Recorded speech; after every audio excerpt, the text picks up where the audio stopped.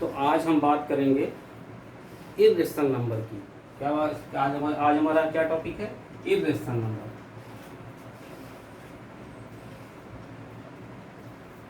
Irrational number क्या होता है? जो नंबर हम P/Q फॉर्म में नहीं लिख सकते, P/Q फॉर्म में नहीं लिख सकते, where Q is not 0, हम इस फॉर्म में नहीं लिख सकते हैं, उसको उन नंबर को हम इर्रेशनल नंबर कहते हैं। और सबसे बड़ी चीज़ है, इर्रेशनल नंबर नॉन टर्मिनेटिंग और नॉन रिकरिंग होते हैं। ठीक है, तो नॉन टर्मिनेटिंग नॉन रिकरिंग भी थोड़ी देर में हम समझेंगे।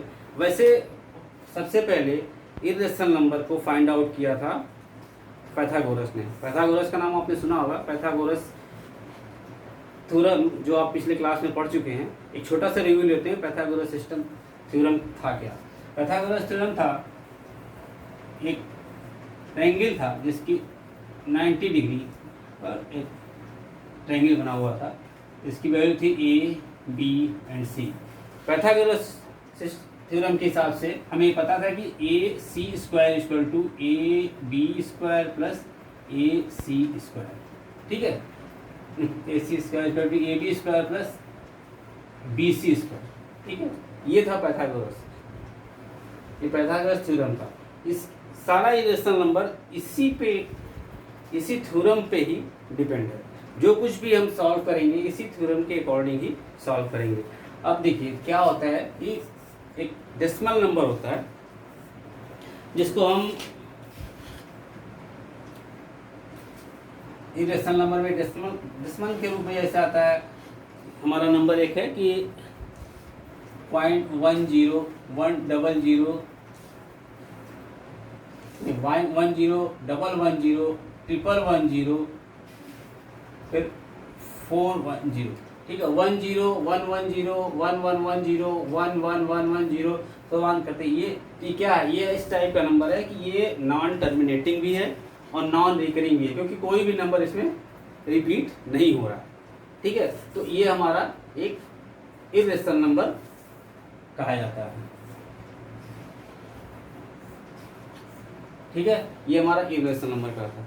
दूसरा होता है √m। अंडर रूट के अंदर जो भी नंबर लिखा रहता वो भी इर्रेशनल नंबर होता, लेकिन तब जब m is not a perfect square.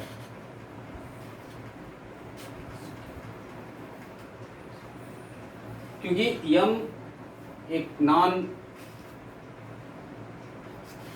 ये हमारा एक इर्रेशनल नंबर तब होगा जब m जो है हमारा परफेक्ट स्क्वायर नहीं होगा। परफेक्ट स्क्वायर मतलब जैसे 4 एक परफेक्ट स्क्वायर है, क्योंकि ये 2 × 2 से बना, 2 का स्क्वायर है 4। ठीक है, ये 9 नहीं हो सकता क्योंकि 3 × 3 का परफेक्ट स्क्वायर हो गया 9। तो मतलब ये इस तरह के नंबर्स इसके अंदर नहीं होने चाहिए। तो अगर ये वो परफेक्ट स्क्वायर नहीं है, जैसे √2 परफेक्ट स्क्वायर नहीं है, 2 हमारा परफेक्ट स्क्वायर नहीं है, √3 ये हमारा परफेक्ट स्क्वायर नहीं है, तो ये हमारे क्या हो जाएंगे? रेशनल नंबर हो गए। इस तरह से रेशनल नंबर को फाइंड आउट करने का एक सिंपल सा लॉजिक है, हम आपको दिखाते हैं। वो सिंपल सा लॉजिक है, वो हमेशा याद रखिए, क्योंकि काफ़ी सारे नंबर तो आप याद नहीं रख सकते, लेकिन कुछ नंबर्स ऐसे होते हैं जो हमेशा काम आते हैं। इसके लिए आपको वो चीज़ याद रखनी पड़ेगी कि कितने नंबर, इस तरह से बहुत सारे नंबर होंगे, कितने नंबर को आप याद रखेंगे। तो आपके आने वाले जो भी हमारे बुक्स होंगी उसमें आपको 3-4 ऐसे नंबर होंगे, जैसे √2 √3 √5 √7, इस टाइप के नंबर से हमेशा काम आएंगे। बहुत बड़ी संख्या आपकी सब उसमें काम नहीं आएगी। तो सबसे पहले इसको निकालने का तरीका क्या है, कौन सा हमारा रेशनल नंबर है, कौन सा परफेक्ट स्क्वायर है। तो परफेक्ट स्क्वायर को निकालने के लिए एक ज़्यादा सिंपल सा है कि आप एक काउंटिंग लिखिए, 1 2 3 4 सो ऑन, आप लिखते जा सकते हैं। अब इसके ऊपर हम उसी को हम उसको सेम नंबर से ही मल्टीप्लाई कर सकते हैं। 1 / 1 = 1, 2 से इसको मल्टीप्लाई करें ये हो जाएगा 4, इसको फिर 3 से मल्टीप्लाई करें ये हो जाएगा 9, इसको फिर 4 से मल्टीप्लाई करें ये हो जाएगा 16। ठीक है, अब इस 16 को आप इस नंबर के बीच में जो हमारा नंबर आया, ये 1 और 4 के बीच, ठीक है, 1 और 4 के बीच क्या नंबर आता है हमारा? 2 और 3। ठीक है। तो 1 हमारा परफेक्ट स्क्वायर हुआ, 4 हमारा परफेक्ट स्क्वायर हो गया, लेकिन 2 और 3 जो नंबर बीच में है वो परफेक्ट स्क्वायर नहीं है। तो इस नंबर को अगर हम अंडर रूट में लिख देते हैं तो ये हमारे क्या हो जाएंगे, ये सारे हो जाएंगे इर्रेशनल नंबर, इर्रेशनल, ये हमारे इर्रेशनल नंबर हो जाएंगे। उसी तरह 4 और 5, 4 और 9 के बीच में आएंगे। अब 4 और 9 हमारा परफेक्ट स्क्वायर है, इसके बीच में जो भी नंबर आएंगे वो आपके वो परफेक्ट स्क्वायर नहीं होते हैं। जैसे 4 और 9 के बीच में आपको 5, 6, 7 और 8 ये आता है। अब ये अंडर रूट के अंदर इसको हम कर देते हैं, ये क्या हो जाएगा, ये सारे हो जाएंगे इर्रेशनल नंबर, ठीक है। सेम इसी तरह 9 और 16 के बीच में अगर हम जाते हैं तो ये आता है 8, 9 का 10, 11, 12, 13, 14 एंड 15, ठीक है। अब इनको भी अंडर रूट अप कर दीजिए, ठीक है। ये सारे नंबर, तो ये सारे नंबर जो हमारे इर्रेशनल नंबर हो जाते हैं। तो ये लॉजिक समझ गए कि कैसे इर्रेशनल नंबर फाइंड आउट करना है। यम की वैल्यू, यम जो इसमें जो यम है वो कोई परफेक्ट स्क्वायर नहीं होना चाहिए। जैसे 4 हमारा 2 का परफेक्ट स्क्वायर है, 9 हमारा 3 का परफेक्ट स्क्वायर है, ठीक है। ये 3 चीज, ये 2 चीज हमारे यहाँ। एक तीसरा नंबर और होता है, वो होता है पाई। पाई भी हमारा रेशनल नंबर नहीं है, इसको भी हम इर्रेशनल नंबर ही कहते हैं। क्यों, कुछ लोग इसकी वैल्यू 22/7 कहते हैं, तो कह सकते हैं तो हमारा रेशनल नंबर हो गया क्योंकि P/Q फॉर्म है। लेकिन 22/7 इसकी परफेक्ट वैल्यू नहीं है, इसको हम 3.14 के रूप में जानते हैं, तो इसलिए इसकी वैल्यू हम वो नहीं रख सकते, ठीक है। तो इसलिए इसकी 3.14 उसका सोमा होता है, यहाँ खत्म नहीं होता। तो ठीक है, ये न तो रिकरिंग करता है और न नॉन टर्मिनेटिंग, ठीक है। एक नंबर न तो कैरी करता है और ये नॉन टर्मिनेटिंग नंबर होता है, इसलिए पाई हमारा एक इरेशनल नंबर होता है। अब वो क्या होता है, √2। अब एक हम यहाँ पे है कि किसी को, अब जैसे आपके बुक के हिसाब से दिया हुआ √2, √3, √4, ये सारे हमारे नंबर लाइन पर लोकेट हो जाते हैं, ठीक है। अभी हमारे नंबर लाइन पर लोकेट कैसे होंगे, √2 ये हमारा रियल नंबर लाइन है, क्या है, रियल नंबर लाइन। ये आपका 0, 1, 2, 3, 4 ऐसे समान हो गया। यहाँ हुआ तो चूंकि यहाँ पर माइनस इधर होता है, -1, -2, क्योंकि हमारा जो इरेशनल नंबर होता है वो माइनस में नहीं होता। जब भी इरेशनल नंबर हो वो पॉजिटिव में होता है, पॉजिटिव इंटीजर से बनता है। तो इसलिए हमें जो कुछ भी वर्क करना है पॉजिटिव इंटीजर्स पे ही जाके पॉजिटिव साइड में ही इसको हमें करना है। अब जैसे हमें √2, अब हमें √2 को एलोकेट करना है, √2 को एलोकेट करना है हमारे रियल नंबर लाइन पे। कैसे करेंगे, ये हमारा 1 है, इसके ये 1 यूनिट हो गया। यहाँ पर सेम परपेंडिकुलर एक लाइन 1 यूनिट की हमें ऊपर खींचेंगे और इसको हाइपोटेन्यूस से मिला देंगे, ठीक है। तो ये हो जाएगा हाइपोटेन्यूस। ये आपका क्या हो जाएगा, बेस। ये क्या हो जाएगा, परपेंडिकुलर। इसकी वैल्यू है 1, इसकी वैल्यू है 1, ठीक है। अब यहाँ पर क्या होगा, यहाँ पर हम फार्मूला लगाएंगे पाइथागोरस का, ठीक है।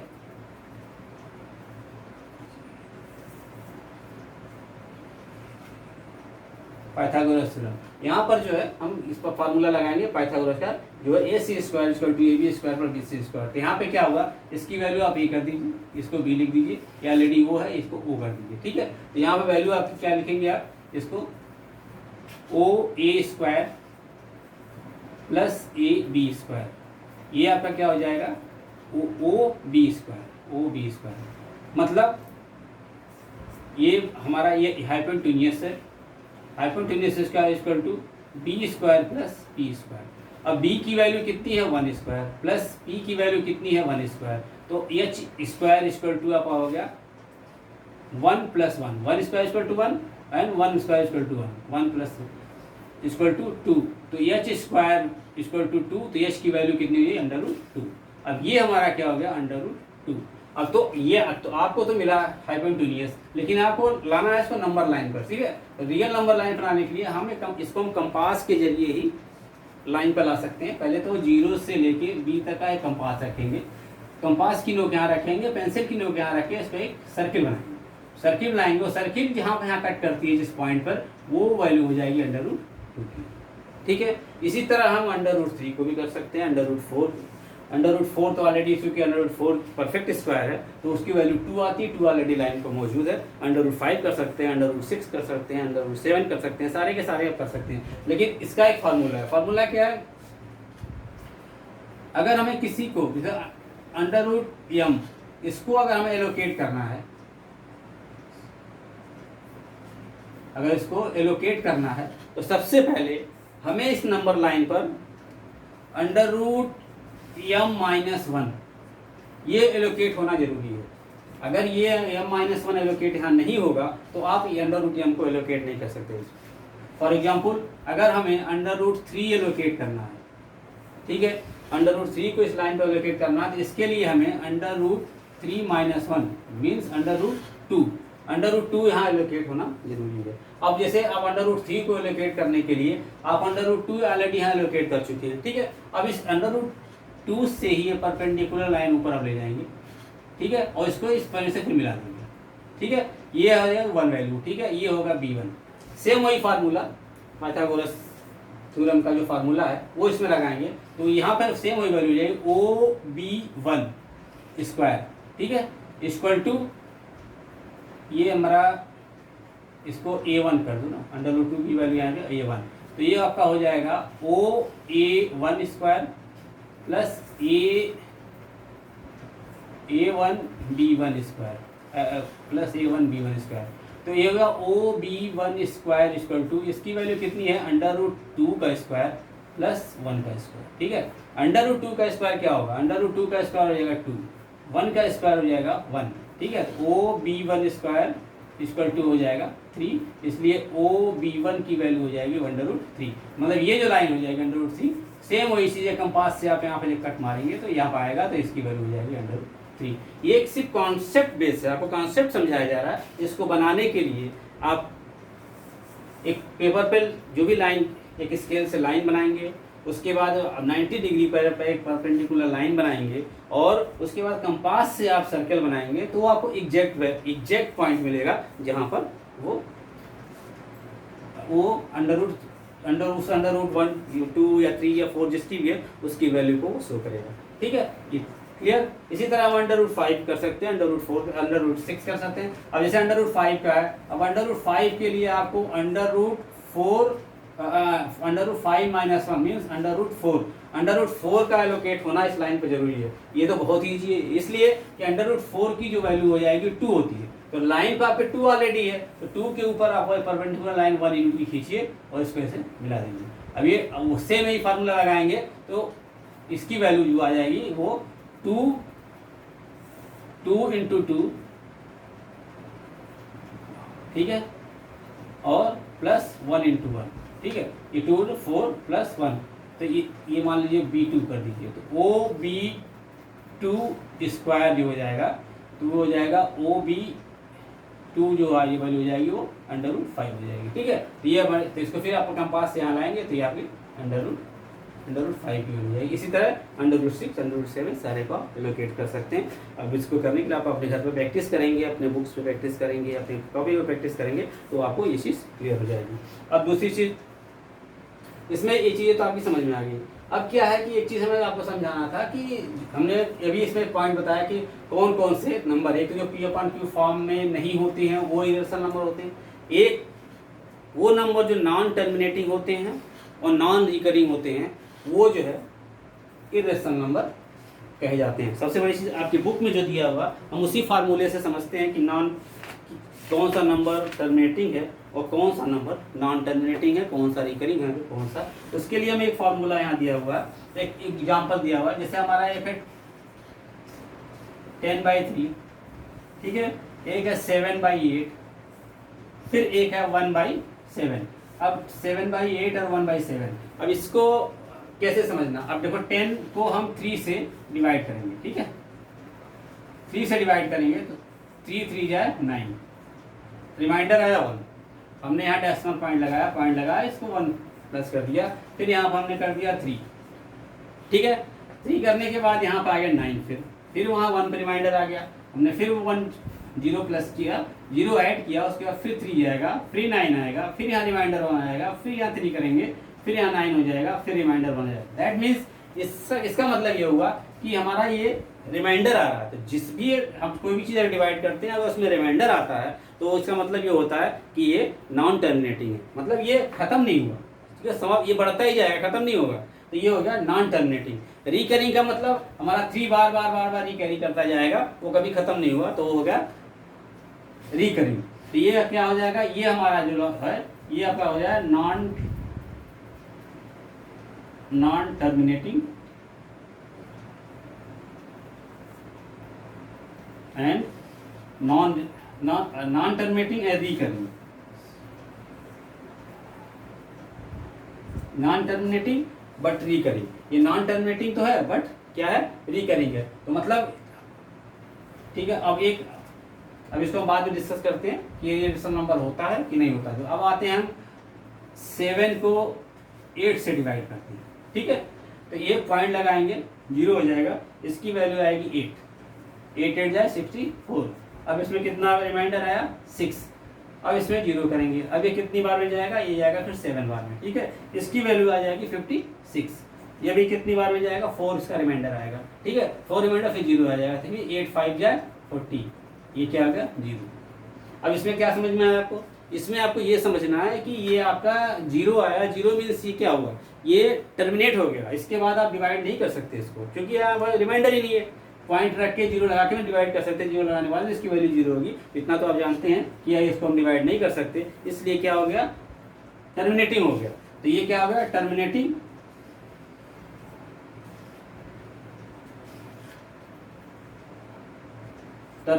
And non recurring.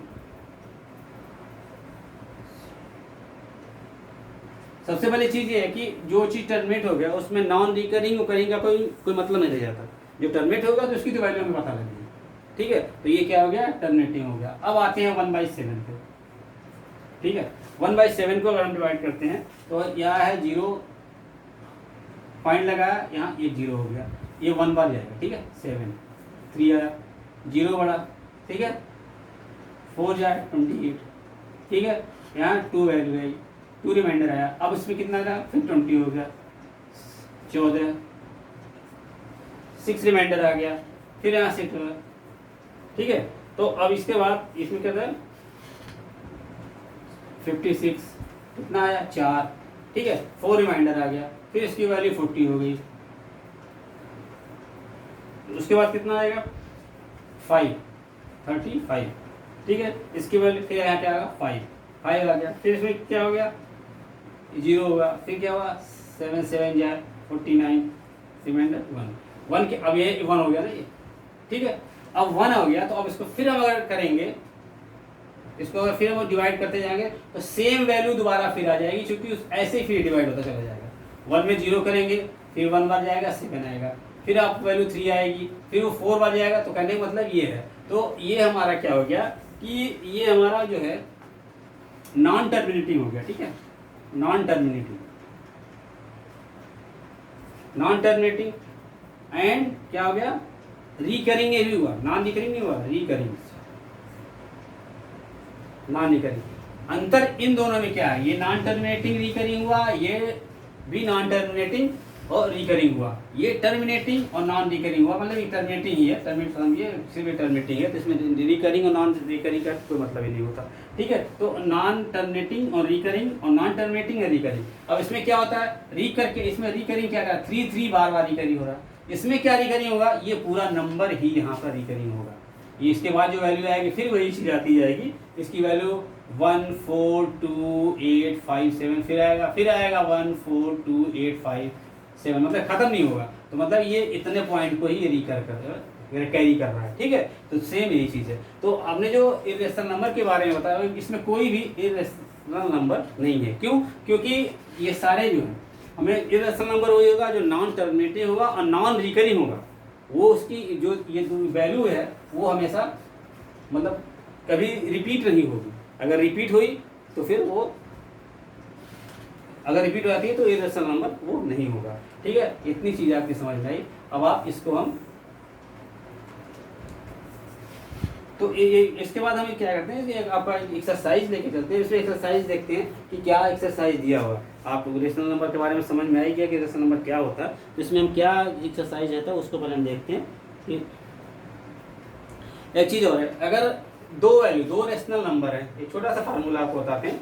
दो रेशनल नंबर है, एक रेशनल नंबर है आर, वो कुछ भी हो सकता है, एक रेशनल नंबर है यस, ये दोनों क्या है रेशनल नंबर है, ये दोनों रेशनल नंबर हैं। अगर इनके बीच का कोई एक रेशनल नंबर हमें फाइंड आउट करना है, रेशनल नंबर है और रेशनल नंबर फाइंड आउट करना है, तो इसका फार्मूला होता है R plus S by two. ठीक है, ये आपको कोई भी है, अगर ऐसे मान लीजिए अब 3 और 4, 3/2 और 4/3, ये दो रेशनल नंबर हो गए। इनको इन दोनों के बीच में अगर आपको फार्मूला निकालना है, एक नंबर चाहिए। मैंने पिछले बार का आपको बताया था पिछले उसमें कि कैसे निकालते हैं, तो वो तो आपको अलग चीज़ है, पर एक सिंपल फार्मूला है। इसको आप करने के लिए 3/2 प्लस 4/3 डिवाइड बाई 2 कर देंगे। इसको सॉल्व कर देंगे तो आपका रेशनल नंबर निकलेगा। बट दो रेशनल नंबर आर और एस के बीच में अगर हमें इर्रेशनल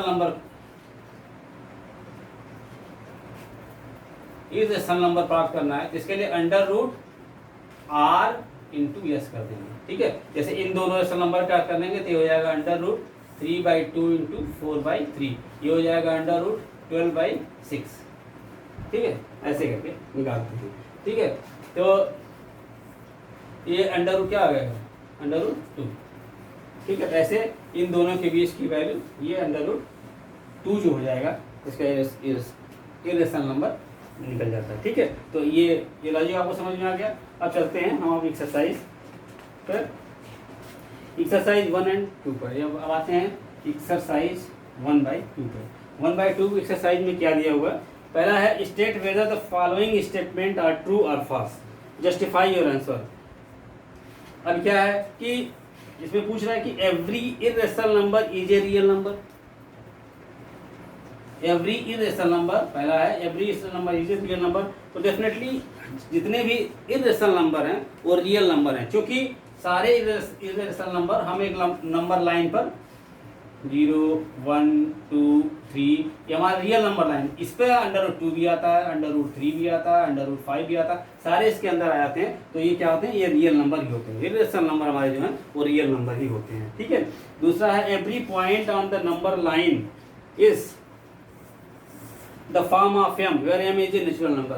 तो इसमें ये कहता है every point of number line is the form in, तो कोई भी अंडर लाइन के ऊपर जितने भी नंबर हैं उसको अगर हम जैसे under root 2, under root 3, under root 4, under root 5 अगर ये सब लिखते हैं, तो कह रहा है कि मतलब क्या ये मतलब ये जो सारे हैं ये number under root m form में लिखे जा सकते हैं। तो ये स्टेटमेंट सही नहीं है, क्योंकि हम जो आगे निगेटिव नंबर्स हैं ये हम अंडर रूट -1 नहीं लिख सकते, गलत है। अंडर रूट -2 नहीं लिख सकते थे। ठीक है, तो इसलिए ये स्टेटमेंट हमारा गलत है। Every real number is A irrational number, तो एवरी रियल नंबर जो भी है, रियल नंबर लाइन है, सभी जो रियल नंबर है वो इर्रेशनल नंबर नहीं हो सकते, क्योंकि हम इसमें क्या होता है कि हमें माइनस जो है वो जितने भी माइनस हैं वो रियल नंबर नहीं हो सकते, वो हमारा वो जितने माइनस फैक्टर है वो हमारे इर्रेशनल नंबर नहीं हो सकते, इसलिए जितने भी हमारे रियल नंबर इर्रेशनल नंबर नहीं हो सकते। दूसरा क्वेश्चन है कि are the square root of all positive integer irrational. जितने भी पॉजिटिव इंटीजर हैं, पॉजिटिव इंटीजर क्या होते हैं, पॉजिटिव इंटीजर क्या होते हैं 1, 2, 3, 4, इसके भी जितने भी हम लिख रहे हैं स्क्वायर रूट, अब इस सबके जितने square under root 1, under root 2, under root 3, under root 4, ये पूछा है क्या है, सारे हमारे जो इर्रेशनल नंबर है, बिल्कुल नहीं, क्योंकit हमारे ये इर्रेशनल नंबर नहीं है। इर्रेशनल नंबर ये दोनों हमारे इर्रेशनल नंबर है, इर्रेशनल नंबर है, बट हमारा under root 4 is not irrational number. ठीक है, ये हमारा इर्रेशनल नंबर हो गया, तो इसलिए ये जितने भी हैं ये हमारे इर्रेशनल नंबर है। तो ये हमारा स्टेटमेंट नहीं है, नो, इसका आंसर नो हो गया। ठीक है, अब आ गया कि अभी इसमें है so how under root 5 can be represented on the number line. तो सीधी सी बात है, हमने आपको 5 का यहाँ बताया, अगर हम 5 को √5 को हमें नंबर लाइन पर रिप्रेजेंट करना है तो इसके वैल्यू हो जाएगी √5 - 1, ये हो गया √4 = 2। तो हमें 0, 1 और 2 मिल गया, यहाँ पर 2 आया। 2 पर परपेंडिकुलर लाइन डालेंगे, इसको 0 से यहाँ से मिला देंगे, ठीक है। ये इसकी वैल्यू है 1, ठीक है। अब ये क्या हो जाएगा, इसको ए कर दो, इसको बी कर दो, ठीक है। OB square = OA² + AB²। ये इसकी वैल्यू 2 है तो ये 2² + 1², ठीक है। तो ये हो जाएगा तुम्हारा 4 + 1 = 5, मतलब OB² = 5, तो OB = √5, इसकी वैल्यू होगी √5। अब यहाँ पे आप कंपास रख के इसको कट मारेंगे ऐसे, ये जो पॉइंट आएगा वो √5। ऐसे हम रियल नंबर लाइन पर लोकेट कर सकते हैं, ठीक है। अब ये हो गया अपना अंडरस्टैंड। तो अब हम आपको ये चीज़ें क्लियर कर दिए हैं। अब आप अपने हिसाब से उसकी प्रैक्टिस कीजिए, और जब भी आपको कोई लगता है कि कोई प्रॉब्लम है तो आप कमेंट जरूर कीजिए, और हमारे चैनल को सब्सक्राइब जरूर कीजिए। अगर इसलिए कि अगर हम अगला कोई भी वीडियो डालेंगे तो आप तक उसकी इंफॉर्मेशन पहुंचेगी और आप उस चीज़ को क्लियर कर सकेंगे, और आपका कोई भी चैप्टर छूटेगा नहीं। बीच में अगर आप मिस हो जाएगा तो आप फिर आगे की चीज़ को समझ नहीं पाएंगे कि इसको आगे क्या करना है। इसलिए सब्सक्राइब कीजिए, बेल आइकन जरूर रहे। अगले स्लाइड में हम आपको रियल नंबर और डेसिमल एक्सप्रेशन के बारे में क्लैरिफाई करेंगे। Okay, thank you. आप गुड ऑफ लक, क्लियर कीजिए। Thank you.